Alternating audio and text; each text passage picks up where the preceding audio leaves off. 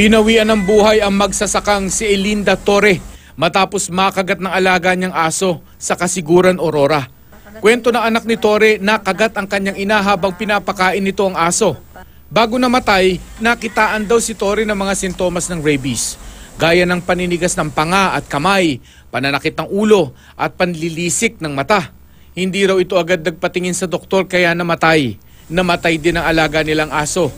Panawagan ng anak ni Elinda. Yung mga nakakagat po ng aso ay wag na daw po tayo magpaliban-liban ng oras. Kailangan na po magpagamot.